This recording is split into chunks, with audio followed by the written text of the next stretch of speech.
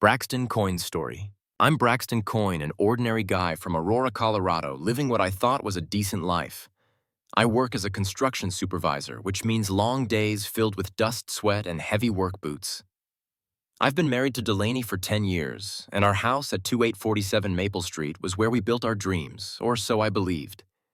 But one October evening, everything changed, and the story I'm about to tell will make you question how well do you really know the person sleeping next to you. Stick with me because this isn't just a tale of betrayal, it's about fighting to reclaim my life. You won't want to miss a second of it. That day, I drove my truck home after a grueling 12-hour shift, my body aching, dirt caked under my nails. The smell of fallen leaves and the crisp autumn air hung around.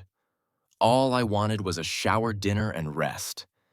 But before I could even open the door, Lois Draper, my nosy neighbor, called out from her porch.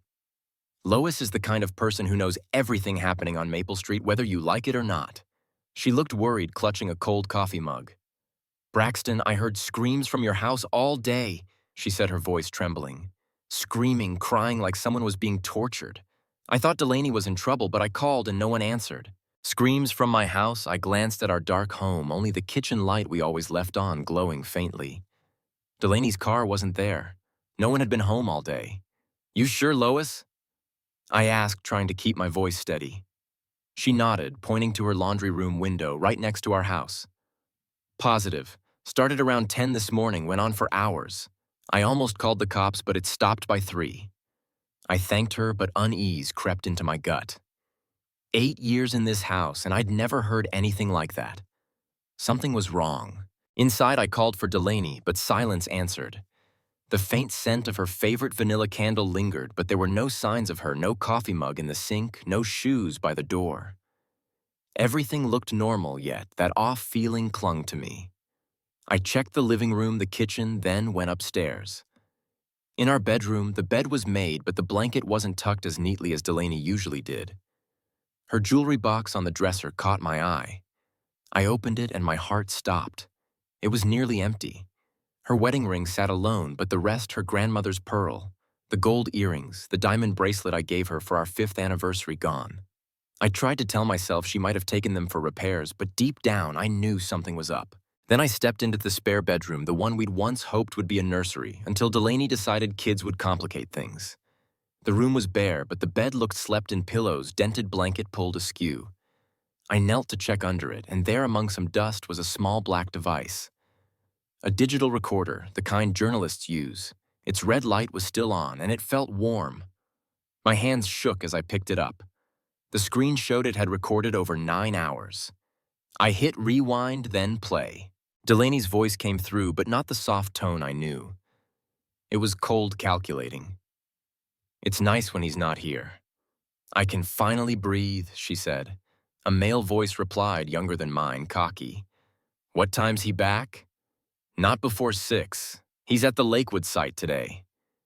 Delaney laughed, a sharp sound I'd never heard. "We've got time." I fast-forwarded, stopping randomly, and each snippet was a knife to the chest. He doesn't suspect a thing. Comes home, eats dinner, watches TV, goes to bed. Like a robot. "When are you leaving him?" "When I leave him, I mean it. I'm taking everything. The house, the savings, even that precious truck of his if I want. I've been recording his emotional abuse for months. He has no idea about the journal I keep. Emotional abuse. I'd never raised my voice to her, never threatened, never done anything but work my ass off to give her the life she wanted. I skipped ahead, and what I heard next froze my blood. The lawyer says if I can prove controlling behavior, threats, even violence, I can get a restraining order. He'll have to leave the house, and I can claim the assets. He won't fight it. Braxton's too proud to make a scene. He'll take it and walk away like always. The man's voice cut in. What if he doesn't? Then we'll make sure he has no choice. I sat there in the dark room, the recorder heavy in my hand. 10 years of marriage, 10 years thinking I knew her, loved her. Turns out I'd been living with a stranger. But instead of rage or collapse, a cold resolve spread through me. I'm a builder. When a structure's flawed, you don't patch it up. You tear it down and start over. That's exactly what I do. The next morning, Delaney acted like nothing was wrong. She made coffee, dressed for work, and mentioned a quarterly meeting at her office. I might be late tonight, she said, avoiding my eyes. I nodded, pretending to read the news on my phone, a construction accident in Denver, a new mall approved in Aurora. Normal like any morning. But when she left, I didn't go to the site. I drove to a cafe 3 blocks away where I could watch. At 8:15, Delaney's Honda pulled out of the garage, but she didn't head downtown to her accounting firm. She turned toward the highway. I followed, keeping 2 cars between us. She stopped at a strip mall with a Gym Peak Fitness, its bright blue sign reading, "Transform your body, transform your life." Through the big windows, I saw her talking to a guy at the counter, tall, muscular, wearing a tank top that showed off his arms. He hugged her, not a friendly hug, but one of a lover. I pulled out my phone and snapped photos. This guy, I later learned, was Kellen, a personal trainer. Perfect smile, the confidence of someone who never had to work for anything. The man Delaney was willing to throw away 10 years of marriage for. I didn't confront her right away. Instead, I started planning. I called my sister Hadley, an ER nurse with a no-nonsense attitude. I went to her place, opened my laptop, and showed her the photos, then played the recording. Hadley was ready to kill when she heard it. "She's trying to destroy you," she said, gripping her coffee mug. "What are you gonna do? Fight," I said. "But I need help." Hadley nodded. "Name it." Hadley dug into Kellen. Turns out he wasn't just a trainer. He'd come from California, where he was involved in a scandal that put a husband in the hospital. He skipped town before a civil suit started. His finances, maxed out credit cards, late car payments, back rent. Delaney wasn't his first mark. I also called Marcus my buddy, an electrical contractor I'd worked with for 8 years. Marcus was tech-savvier than me, and he agreed to check Delaney's financial records. I hired Jake Sullivan, a private investigator and ex-cop, to tail her. I knew I was stepping into a dangerous game, but I wasn't about to lose. The deeper I dug, the clearer it became that Delaney didn't just want a divorce. She wanted to obliterate me. The recorder revealed she was fabricating abuse claims to get a restraining order, take the house, the savings, everything. She had an ally, Mackenzie Troy, a new friend, blonde, twice divorced, and according to Hadley, being sued for hiding assets. Mackenzie was the type who lived off schemes, and she was helping Delaney plan. But what chilled me was realizing their real plan went beyond money. One day my phone buzzed. Unknown number. "Is this Braxton Coin?" A young woman's voice, tense. "I'm Jessica Martinez. I clean at Peak Fitness. I know about your wife and Kellen Rodes. We met at a Denny's on Kipling." Jessica, in her mid-20s, wore a server's uniform and looked nervous. She said Kellen had done this before to her sister, convinced her to leave her husband, promised a future, then ditched her after the divorce. Jessica's sister now lived with their mom, working 2 jobs to pay legal fees, losing custody of her kids. "Kellen targets women with money," Jessica said. "Your wife's his 4th that I know of. I have photos." She showed me her phone, Delaney and Kellen kissing in the gym parking lot, then heading to a motel on Federal Boulevard. "I'll send them," she said, ha ha ha. "And if you need me, I'll testify. I just want this guy to pay."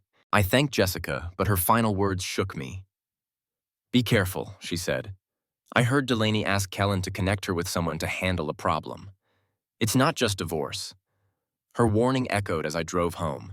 Delaney was in the kitchen on the phone. "Next week's perfect. He'll be at a conference in Denver." When she saw me, she switched tones. "Okay, Mom, I'll call back. Love you." She smiled like nothing was wrong. "How's work, honey?" "Same old," I said, grabbing a beer from the fridge. But in my head, pieces were falling into place. A conference, I hadn't mentioned any conference. That night, I lay awake thinking about Jessica's words. If Delaney didn't just want a divorce, what did she want? The answer came on day 3, while I was in my truck watching the gym. Jake called. She just met a new guy. Male 40s gray sedan dealer plates. They talked in her car, exchanged cash. I looked at the photos. Jake sent an average guy, thinning hair, forgettable face. "This guy's a pro," Jake said. "I size it." Very careful. A chill ran through me. This wasn't a game anymore. I decided to fake going to the conference. I told Delaney I'd be in Denver for 3 days, but instead I rented a motel room near the airport, paid cash, no trace. I installed hidden cameras in the house, legal since it's my property. From the motel, I watched Delaney on my laptop. She checked her phone, constantly changed outfits 3 times in one morning, nervous. Then Kellen showed up driving a black Jeep with a beast mode plate. They embraced in the living room, and I had to turn off the feed when they went upstairs. I didn't need to see more to know what was happening, but I needed more evidence. I retrieved the recorder from under the guest bed. It had caught everything: Delaney and Kellen discussing an accident at the job site. "Mackenzie knows a guy who can handle it," she said, "but it has to look natural." "Construction accident?" Kellen asked. "Those sites are dangerous. People get hurt." I skipped ahead, and what I heard stopped my heart. "The life insurance is $2 million. If it's an accident, it doubles $4 million. Plus the house, the truck, everything. We'll be set for life." They didn't just want money, they wanted me dead. I backed up the recording on 3 devices, encrypted, and uploaded to the cloud. If anything happened to me, Hadley would send it to the cops, but I wasn't letting them win. I called Marcus, played him the recording. "Jesus, Braxton," he said, pale. "They're gonna kill you." "Not yet," I said, "but I need you to help me end this." We planned. I'd let Delaney think I was at the conference, but I'd be right here documenting her every move. Jake kept tailing. Hadley dug deeper on Mackenzie and found she had a brother, Danny Troy, with a rap sheet for assault and armed robbery. He worked for a demolition company specializing in explosives and heavy machinery. The guy in the gray sedan. It was coming together. They were planning an explosion at the site staged as an accident. Day 2 brought another shock. Mackenzie called, wanting to meet. I drove to a Starbucks on Hampton, where she sat in a silver Lexus smoking with shaky hands. "Delaney and Kellen are ruining both our lives," she said, handing me another recorder. I hit play, and Delaney's voice came through. "It has to look like an accident. Danny can handle the details. Then I'm the grieving widow with the insurance payout. Kellen and I will disappear for a while." Mackenzie cut in, demanding more money, $100,000 instead of 50. "If this goes wrong, I'm not going down," she said. Mackenzie was trembling. "Danny's my brother, works in demolition. Delaney promised him $20,000 to make you disappear. But Danny's unhinged, especially when he's drunk. If this blows up, people will die, maybe me, maybe you. Why tell me I asked?" "Because I'm scared," she said. "I helped Delaney plan the divorce, thought it was just about money. Murder, I'm out. I have photos, recordings, everything. But you have to promise not to prosecute me." I looked at her, saw the desperation. "Show me what you've got," I said. She gave me another recording, Kellen and Danny discussing how to stage the explosion. "Monday," Kellen said. "He's back at the site Monday." Monday. 4 days away. I had 4 days to stop them from killing me. I agreed with Mackenzie if she helped, I wouldn't press charges. But I didn't fully trust her. I needed more. I called Officer Teague, a young cop Marcus knew. I met him, showed him everything: photos, recordings, evidence. "This is conspiracy to commit murder," Teague said. "We can arrest them now." "Not enough," I said. "Just recordings and hearsay. I need them caught in the act." Teague agreed to wait, but he put a SWAT team on standby. By Monday, I was ready. I went to the site, but not to work. Jake reported Danny was nearby in a white van setting up explosives behind the concrete plant. I wore a wire Teague gave me linked to the police. Then my radio crackled. "Braxton issue with the crane on floor 3, the foreman said. I smiled coldly. Floor 3, perfect for an accident. I took the elevator up, saw Pete, the crane operator, looking confused. "No issue here," he said. "But some guy called the office, said he was from inspection, told you to check the crane." I knew it was Danny. Then he appeared wearing a hard hat and safety vest, posing as an inspector. "Dave Thompson, State Safety," he said, extending a hand. "We're concerned about the crane on 3. I shook his hand, feeling the coldness in his eyes. "Let's go," I said, motioning Pete to join. Danny tried to protest, wanting me alone, but I insisted. We went to floor 3, where the concrete was still wet steel beams jutting into a 40-foot drop. Danny started babbling about accidents and safety, but I cut him off.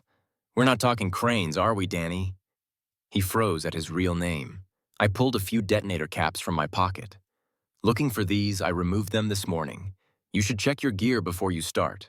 He paled, glancing around, then pulled a device, not an inspection tool, but a remote detonator. "You think you're smart," he growled. "I've been recording everything all week," I said, pointing to the wire. "Cops are listening. Your sister sold you out for immunity. Put it down and we end this clean. Instead, Danny hit the button. Nothing happened. He lunged at me, trying to push me off the edge, but I'm a former Marine, 2 tours in Afghanistan, trained in demolitions. I sidestepped, grabbed his arm, and used his momentum to slam him into the crane's control panel. Pete looked up, yelling, "What the hell?" Danny pulled a knife, slashed at me, but I twisted his wrist, dropping the blade. He bolted for the stairs, taking them 3 at a time. I chased, but he was faster. By the time I hit the ground, he was nearly at his van. But Teague's patrol cars blocked the road lights flashing. Danny raised his hands in surrender. Phase 2, Delaney and Kellen. I called Delaney acting normal, had an issue at the site, but I'm fine, I said. Kellen's at the house helping me pack, she replied, her voice fake sweet. We'll be gone before you're back, but I'll have dinner ready. I smiled. She'd just placed herself and Kellen at the scene. The police moved in, arresting them both at the house. Mackenzie was put in a safe house, her testimony the final nail. 22 hours later, I stood behind one-way glass at the Aurora PD watching Delaney's interrogation. She looked small hands shaking, trying to lie about my abuse. But Detective Martinez had everything. My photos, Mackenzie's recordings, Jessica's testimony. Delaney broke when she heard her own voice planning the murder. Kellen forced me, she screamed, but Kellen in another room pinned it all on her. In the end, both lawyered up. 6 months later, it was over. Delaney got 28 years for conspiracy and attempted murder. Kellen got 15. Danny with his priors got 35. Mackenzie for testifying walked free and left Colorado. I kept the house renovated, it new paint, new floors, new everything. I stood in the kitchen watching snow fall outside, feeling peace. It hurt to know the woman I loved could do this, but I'd rather know the truth than live a lie. This story isn't just about me. It's about trusting your gut, gathering evidence, and fighting for justice. In 2019, a Chicago woman was convicted for hiring a hitman to kill her husband, exposed by texts and a witness. Like her, they lost because the truth always finds a way out. If you've been betrayed, remember you're stronger than you think. Gather proof, stay calm, and never give up. As Mandela said, courage is not the absence of fear, but the triumph over it. I triumphed, and you can too. I stood in my newly renovated kitchen, the light from the window casting soft glows on the falling snow outside, but my mind wasn't as peaceful as the scene. Though Delaney, Kellen, and Danny were behind bars, I couldn't shake the feeling that a piece of the puzzle was still missing. The truth had come out, but had I really uncovered everything?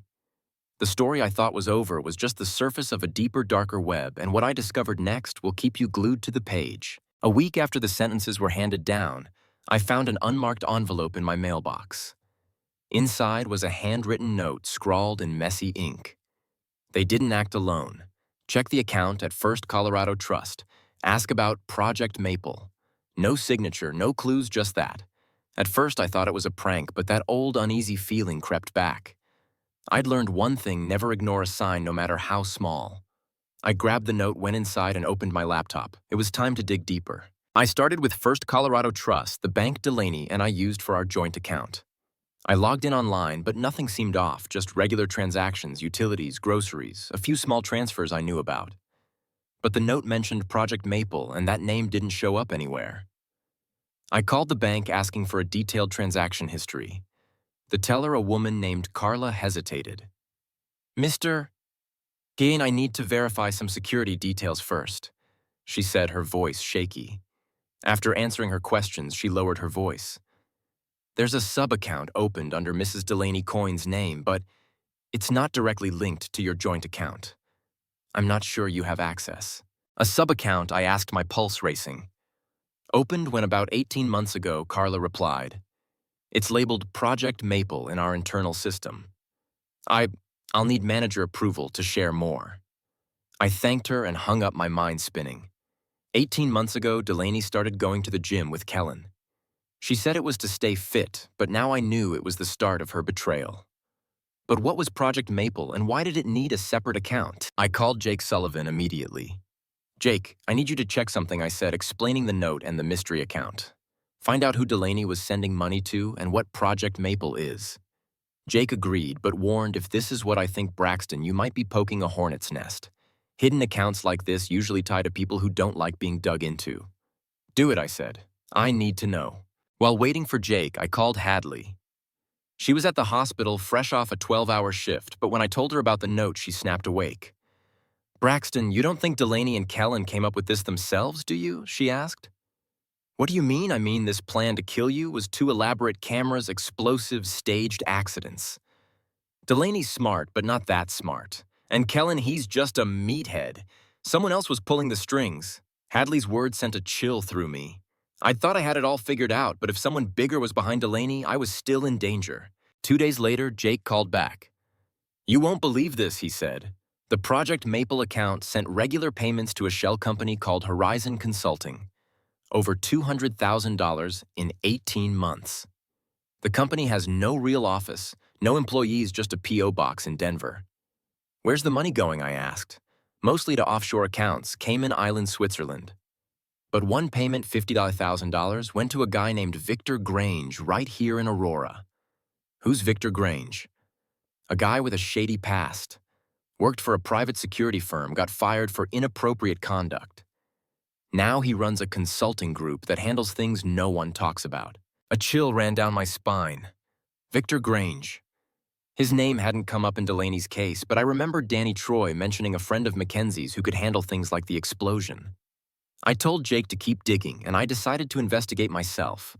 I drove to Horizon Consulting's office, a small building on the outskirts of Aurora with a faded sign.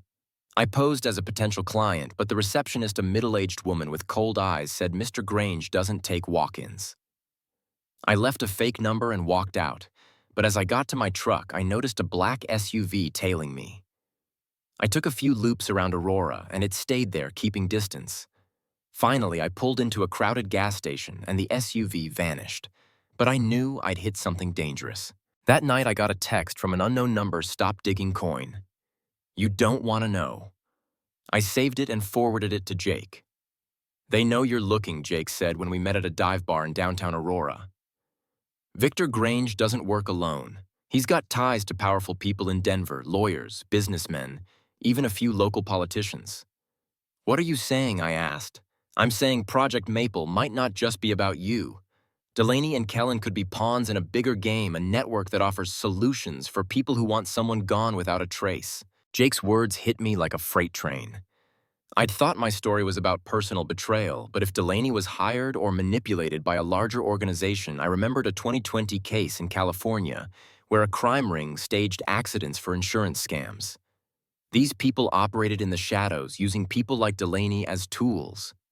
If Project Maple was part of something like that, I wasn't just up against my wife, I was up against a system. I decided to push harder. I contacted Jessica Martinez, the gym cleaner who'd helped me before. We met at a small coffee shop on the outskirts. Jessica looked more nervous than last time. "I heard you're still digging," she said, glancing around. "Be careful, Braxton. After Kellen got arrested, I overheard people at the gym talking about a big player in Denver, someone behind jobs like yours. They called him the Fixer."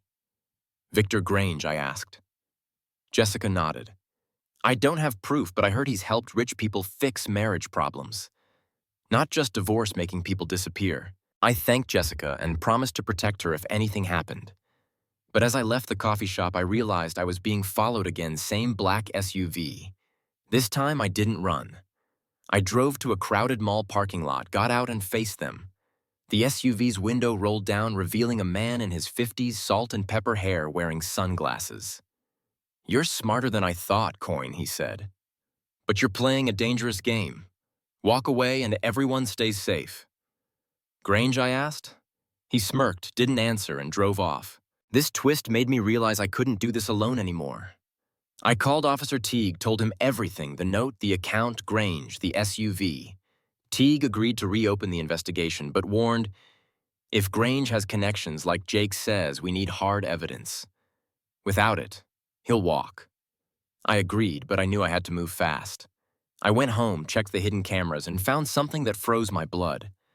A video from the previous week recorded at midnight showed a man standing in my backyard staring through the window. His face wasn't clear, but his gait and build matched the guy in the SUV.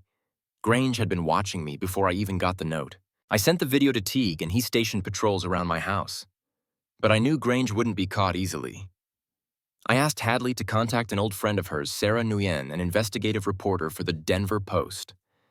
Sarah agreed to help but wanted to meet in person. We arranged to meet at a park in Aurora, crowded enough to avoid being tailed. Sarah, a sharp-eyed woman in her 30s, listened to my story and reviewed the evidence. If Grange is the fixer, she said he could be linked to dozens of disappearances in Colorado over the past decade. But he's careful. Never leaves a trail. You need something bigger, a witness or internal documents. Sarah suggested I reach out to Mackenzie Troy, the only person who might know more about Grange. I hesitated. Mackenzie had betrayed me once, and though she helped catch Delaney, I wasn't sure I could trust her. But I had no choice. I tracked her down through a contact of Hadley's. She was living in a small Wyoming town working as a diner waitress. I drove 8 hours to meet her. Mackenzie looked worn-out hair in a messy bun, eyes shadowed.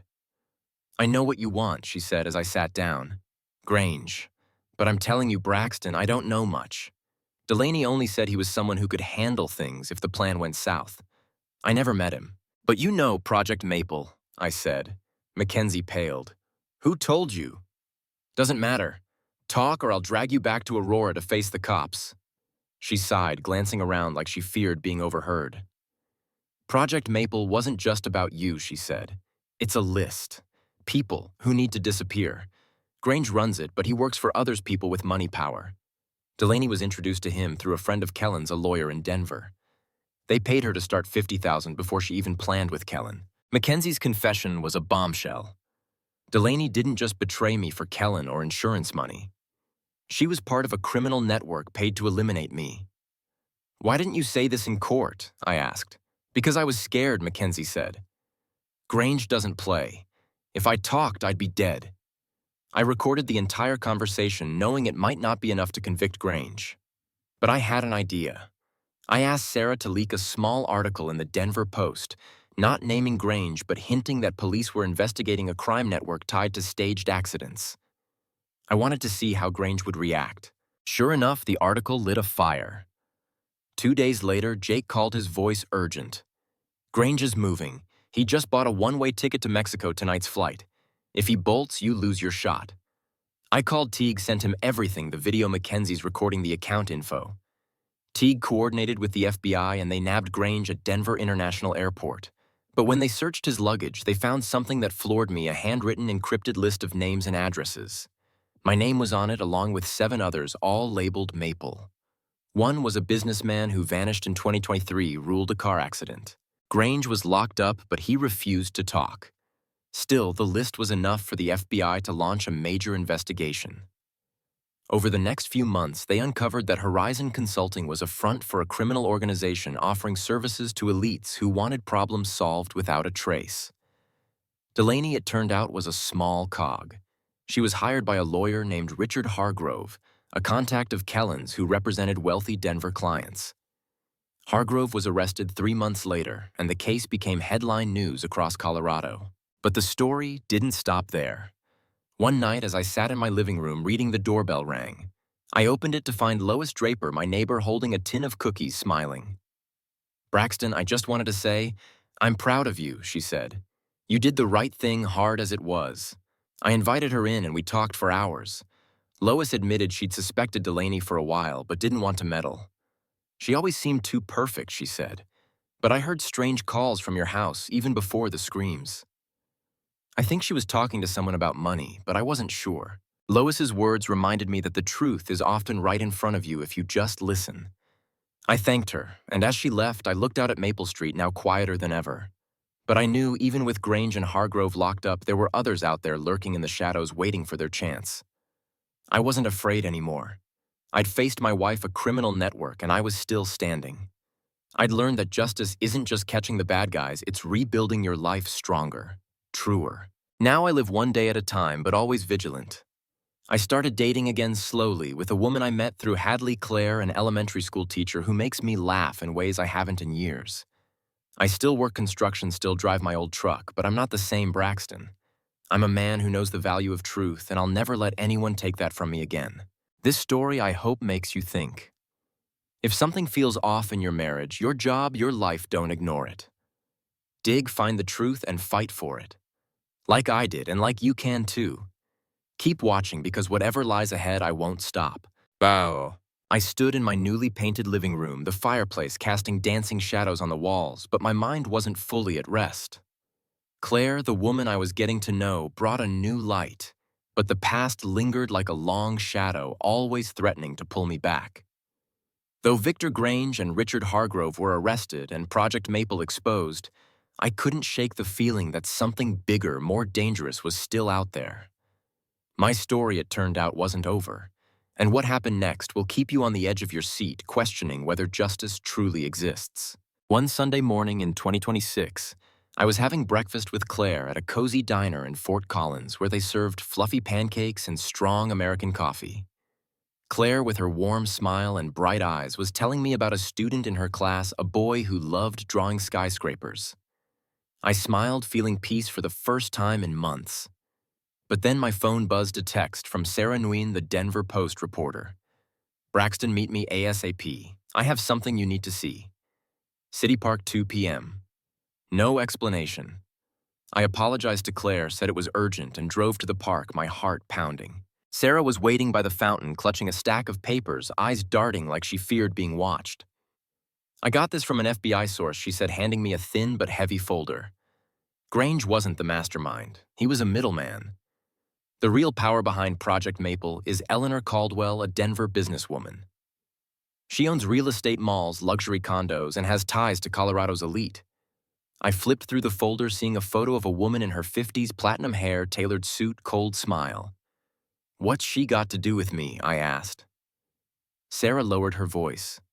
"Delaney didn't find Grange on her own. Eleanor connected her to him through Hargrove. Eleanor targeted you not because Delaney wanted it, but because you were a threat to one of her projects." I was stunned. What project? Sarah pointed to the folder. "You worked the Lakewood site, right? A new commercial development." I nodded. "That project's owned by one of Eleanor's subsidiaries. The FBI suspects she used it to launder money, hiding profits from illegal operations, drugs, human trafficking. You're known for being by the book, no bribes. They feared you'd uncover something or accidentally expose it if you audited the technical records. Delaney was hired to eliminate you to keep Eleanor's secrets safe." Sarah's words hit like a punch. I'd thought it was just Delaney's personal betrayal, but I'd been caught in a far bigger conspiracy. I remembered the Lakewood site, unmarked material shipments, mismatched invoices, but I'd brushed it off as clerical errors. Now I understood why Delaney suddenly cared about my work, asking about progress, even suggesting I take days off to relax. She was trying to get me off the site, or worse, make me disappear for good. I gave the folder to Jake Sullivan and asked him to dig into Eleanor Caldwell. Meanwhile, I contacted Teague, now promoted for his work on the Grange case. Teague met me at a quiet cafe on the outskirts where few people lingered. "Braxton, you're poking at a shark," he said after reviewing the folder. "Eleanor Caldwell isn't just rich. She has friends in the police courts, even the state legislature. If you want to take her down, you need airtight evidence and protection." Teague promised to report to the FBI, but advised me to keep it quiet, at least until they had enough to move. But Eleanor Caldwell wasn't the type to sit idle. 3 days after meeting Teague, I woke at midnight to a strange noise like glass breaking. I grabbed the baseball bat by my bed and crept downstairs. The kitchen window was shattered glass scattered on the floor. No sign of an intruder, but on the table was a note. "You didn't learn, Coin. No cops will save you this time." My heart raced, but instead of panic, I checked the hidden cameras still active from the Delaney case. The footage showed a masked man in black sneaking into the backyard, smashing the window, and leaving the note before vanishing. I sent the video to Teague and Jake, but I knew I couldn't just wait. I decided to confront the situation head-on. Sarah learned Eleanor would attend a charity gala at the Brown Palace Hotel in downtown Denver, a high society event. I had no invitation, but Marcus knew a security guard there. Marcus got me in as a waiter dressed in a black vest with a fake badge. That night, I stood among the wealthy crowd holding a tray of champagne, watching Eleanor from afar. She moved like royalty, shaking hands with politicians, smiling at tycoons, but her eyes were icy, like she knew every secret in the room. I waited until she stepped onto the balcony for a cigarette, a habit Sarah had uncovered. I followed, posing as a cleaner. Ms. Caldwell, I said, voice calm. She turned unsurprised. Braxton Coin, she said, exhaling smoke. You're braver than I thought. And dumber. I know about Project Maple, I said. And I know you were behind Delaney. She chuckled. You think you know something, a few accounts, a few calls. That's not evidence, Coin. It's just a story. And your story will end soon if you don't stop. I didn't flinch. The FBI's watching you, I said, though I wasn't sure how far they'd gone. They have Grange's list, and your name's coming up. Eleanor's face tightened briefly, but she regained her composure. You don't know who you're dealing with, she said. Delaney was a small pawn. So are you. Walk away, Coin, before you lose everything again. She turned back inside, leaving me with cigarette smoke and a sense of helplessness. But I'd recorded the entire conversation thanks to a small device Jake gave me. I sent the recording to Teague and Sarah, but I knew it wasn't enough to arrest Eleanor. She was too clever, too protected. Then another twist came from the unlikeliest source Kellen wrote us. A week after the gala, I got a handwritten letter from prison from Kellen. Coin, I know you want Caldwell. I have info. Meet me. I suspected a trap but couldn't ignore it. I arranged a visit at the Colorado State Penitentiary where Kellen was serving his sentence. Kellen looked different. No cocky grin, hair long and messy eyes sunken. I'm not doing this for you, he said up front.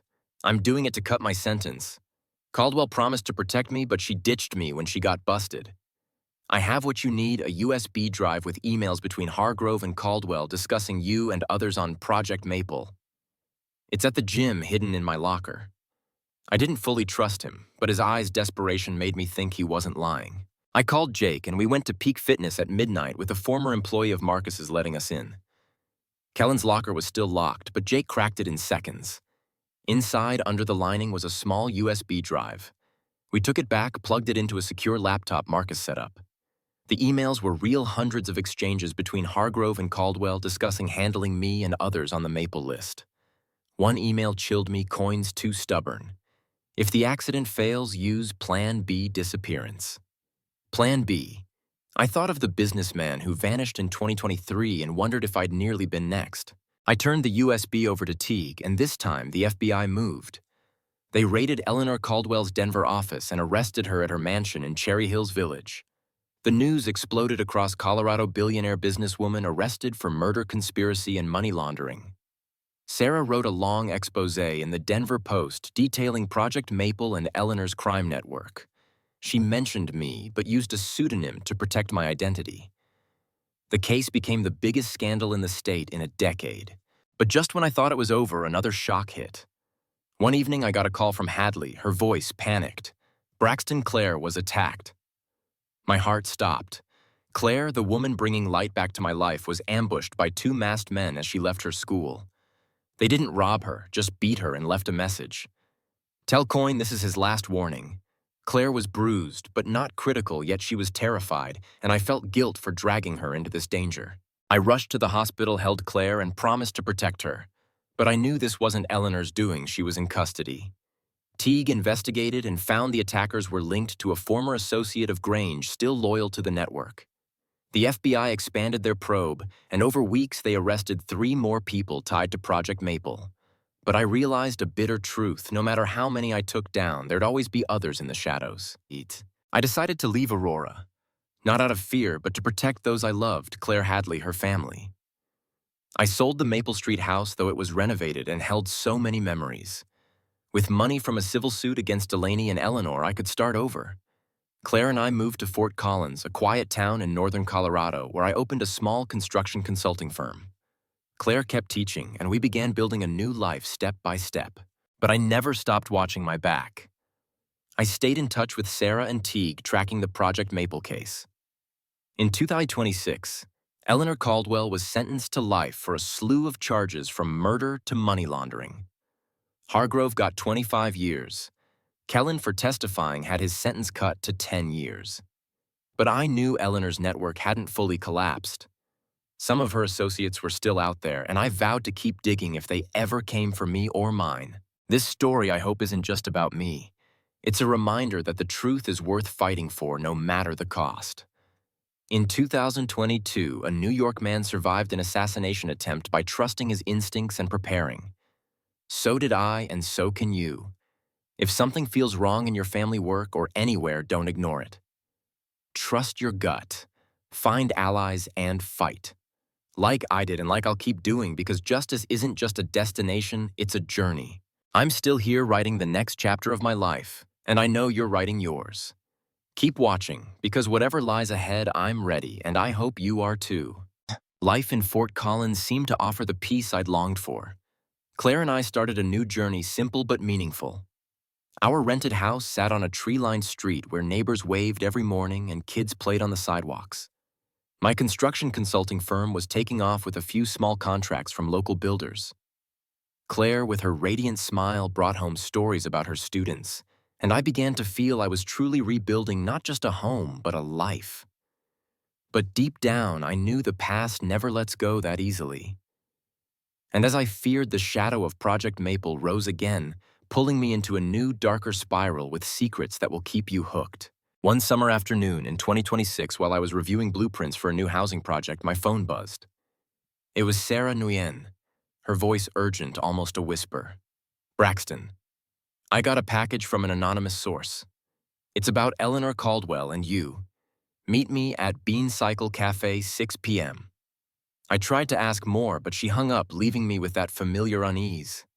Claire saw my face when I told her about the call. You can't keep getting pulled into this, Braxton, she said, squeezing my hand.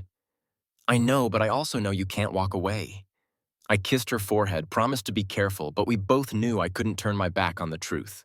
At Bean Cycle, Sarah looked more stressed than ever, her eyes scanning the room like she feared being watched. She slid a brown envelope across the table. Don't open it here, she said. Read it somewhere safe. But Braxton, this isn't just about Eleanor. There's someone above her, and they're not happy you disrupted their plans. I tucked the envelope in my jacket, feeling its weight like a stone. Who's above her? I asked. Sarah shook her head. I don't know, but my source says it's someone with pull in Washington, D.C., not just Colorado. Project Maple is just part of something bigger, a nationwide network tied to disappearances, staged accidents, and suspicious suicides. Back home, I locked the doors, drew the blinds, and opened the envelope. Inside were typed documents, invoices, and a list of names not just mine, but dozens of others, from entrepreneurs to local officials. A handwritten note was pinned to the first page. Maple isn't a project. It's a kill list. I read through, and one name stopped my heart. Robert Ellison, a contractor I'd worked with in Lakewood 2 years ago. Robert vanished in a job site fire, ruled an accident. But these documents showed the fire was staged with Victor Grange's signature on a $100,000 transfer invoice from a shell company called Apex Solutions. I called Jake Sullivan immediately. Jake, you remember Robert Ellison, the Lakewood contractor? Yeah, that fire was weird. Cops called it an accident, but I always thought something was off. I told him about the documents, and Jake agreed to dig into Apex Solutions. Meanwhile, I contacted Teague, now a detective with Denver PD. Teague drove to Fort Collins that night, bringing a thermos of coffee and a grim expression. Braxton, if this is real, we're dealing with an organization that doesn't just operate in Colorado. Apex Solutions has traces in 5 states: Texas, Nevada, Florida, New York, California. They specialize in staging accidents to cover murders or silence people. Teague revealed the FBI had formed a task force to investigate this network after Eleanor Caldwell's arrest, but they lacked evidence to tie Apex to higher-ups. Your documents could be the key, he said. But you need to know, if you go public with this, you'll be a target not just of hired thugs, but of people who can buy judges. I nodded, but in my mind I saw Claire Hadley, the people I'd nearly lost. I'm not running, I said. They want me quiet. They'll have to try harder. But this network didn't wait. 2 days later, as I drove home from a job site, a black pickup cut me off, nearly forcing me into a ditch. I slammed the brakes, heart pounding, and saw 2 men step out wearing ski masks. One held a baseball bat, the other a gun. Coin, this is your last warning, the gunman said. Hand over the documents and you live. Don't, and you and your girlfriend won't see tomorrow. I kept my hands on the wheel, staying calm. I don't have them. I lied. They're with the police. The guy sneered. You think the cops will save you? You're wrong. They got back in their truck and peeled out, but I knew it wasn't the last I'd see of them. I called Teague, immediately told him about the attack. He stationed patrols around my and Claire's house, but I knew we weren't safe. I convinced Claire to stay with Hadley temporarily, though she protested. "I don't want to leave you," she said, eyes welling. "I'm not leaving you, I promised, but I need you safe." After Claire left, I met Jake at an abandoned warehouse on the outskirts of Fort Collins, a safe place to strategize. Jake brought shocking news. Apex Solutions wasn't just a shell company. It was funded by an investment firm in D.C., led by a man named Charles Warrick, a financial advisor with direct ties to U.S. senators. Warrick, I repeated, trying to place it. Then it hit me. I'd seen his name in an email from Kellen's USB. A single line from Hargrove to Caldwell. Warrick wants faster progress. Coin needs to be gone before October. October the month. Lois heard screams from my house. It was coming together. Warrick wasn't just a funder, he was giving orders, and I was one of his targets, not just for the Lakewood site, but because I'd become a threat to his entire network by taking down Eleanor. Jake and I decided to set a trap. We leaked fake info through a contact of Sarah's at the Denver Post, claiming I was handing over the Maple documents to the FBI at a public meeting in Denver. In reality, the documents were copied and stored securely, but I wanted to see who Warrick would send. The night before the meeting, I got a call from an unknown number, a low, cold male voice. "Coin, you want to play this game?" "Fine, but you'll lose. Meet me at the warehouse on Harmony Road, 10 p.m. alone. Bring the documents or your family pays." I recognized the voice, the gunman from the truck. I alerted Teague, and the FBI set up a task force around the warehouse. I wore a wire, hid a knife in my boot, and drove to the rendezvous. The warehouse was pitch black, lit only by a single hanging bulb. The man stepped from the shadows, not Warrick, but a tall, scarred guy with eyes like steel. "Where's the documents, Coin?" he demanded. I held up an empty envelope. "Here, but I want to know how much Warrick's paying you to kill me." He laughed. "More than you can imagine. Warrick doesn't like loose ends." He advanced, raising his gun, but before he could fire, floodlights from police vehicles lit up the warehouse. FBI dropped the weapon. The shout echoed, and the scarred man was tackled in seconds. But the real twist came when the FBI searched his phone. It held direct texts from Warrick ordering handle coin before the documents reached the FBI. It was the final piece they needed. Warrick was arrested at his Georgetown, D.C. home 3 days later, and Apex Solutions' network began to crumble. But my story wasn't done. During Warrick's interrogation, the FBI uncovered a bombshell. Delaney wasn't just Eleanor's pawn. She'd worked directly with Warrick before meeting Kellen, paid $100,000 to persuade me to leave the Lakewood site. When I wouldn't budge, Warrick escalated the plan from divorce to murder. Delaney, it turned out, didn't just betray me for Kellen or insurance money. She was part of the network from the start, chosen because I trusted her blindly. Warrick's arrest made national headlines: CNN, NBC, every major outlet. I became a key witness in the trial, facing Warrick in court. The 60-something man with silver hair and an arrogant stare looked at me like I was an insect. But when the FBI presented evidence, emails, texts, bank records, he crumbled. Warrick got life without parole, along with 12 associates in the network. I returned to Fort Collins, where Claire waited. We hosted a small dinner with Hadley and her family, grilling steaks and drinking Coors under a starry sky. But I knew the story never truly ends.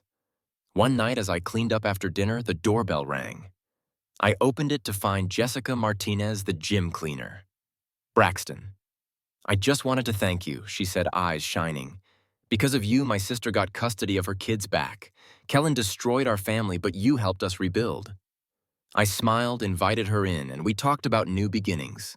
This story is proof that the truth, however painful, is worth pursuing. In 2023, a Texas woman exposed an insurance scam network by doggedly gathering evidence just like me. If something feels off, don't ignore it. Trust your instincts, find allies, and fight. I did, and I'm still standing stronger than ever. Keep watching, because whatever lies ahead, I'm ready, and I hope you are too.